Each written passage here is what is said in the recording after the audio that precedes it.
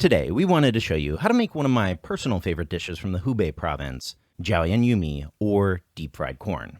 Now this dish is part of the Chinese Jiaoyan flavor profile, a taste that you can find in a lot of different Chinese cuisines, but's often mistranslated into English as salt and pepper. Why the mistranslation? Well, because at its core, Jiaoyan refers to a mix of salt, that is, yan, and Sichuan peppercorn, that is, huajiao.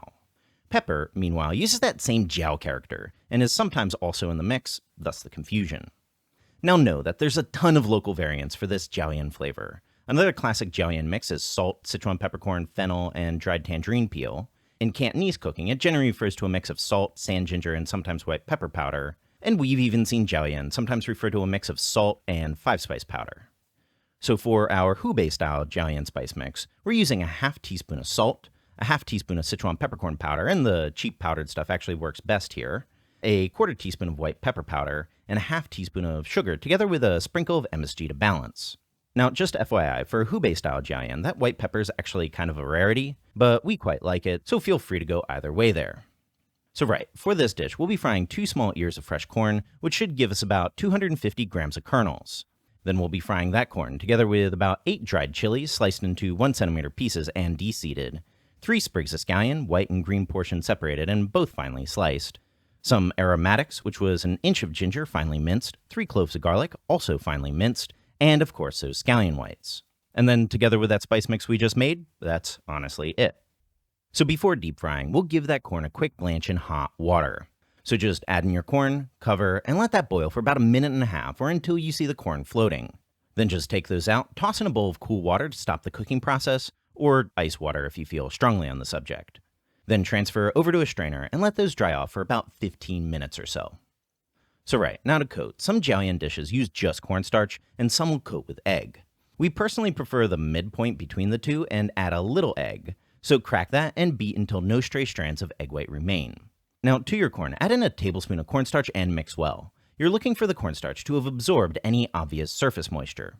So then just add in a tablespoon of your beaten egg, saving the rest for some fried rice or scrambled eggs or really whatever, and again, feel free to just skip it if you prefer. Mix that well, then add in 5 tablespoons of cornstarch.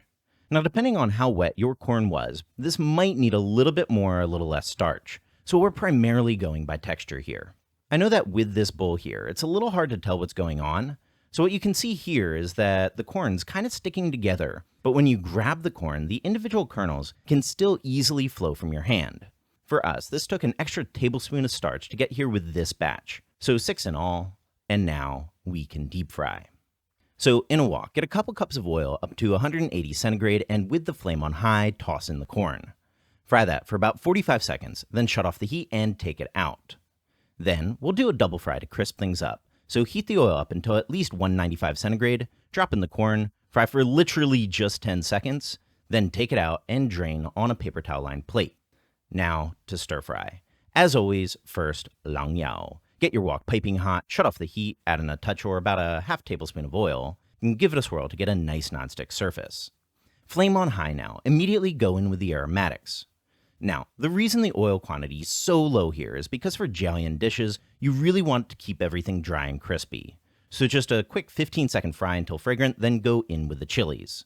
Quick 10-second fry, then toss in your fried corn. Give that all another brief 10-second fry together, then toss in your powdered seasoning and fry that all together for 1 more minute until you can see the seasonings evenly mixed in. Scallion greens in, quick 15-second fry, heat off, and out. Hubei-style deep-fried corn, done. So this makes for a pretty simple and easy weeknight dish. Although I know many of you may be scared of deep frying. So what we do is that we have a little pot like this, put it next to our wok, and then we just strain the oil back in every time we finish using it. And change the oil about like once every week. So this makes up for a very handy setup. But I also know you probably don't want to get to the habit of deep frying for health reasons. But there's also another very important step in stir frying, which is called passing through oil, which takes the meat and dip it in high temperature oil for about 20 seconds. This step makes for very juicy meat and barely adds any calories. So it will be a great way to use up that oil. So check out the link in the description box for detailed recipe. A big thank you for everyone that's supporting us on Patreon. And of course, subscribe for more Chinese cooking videos.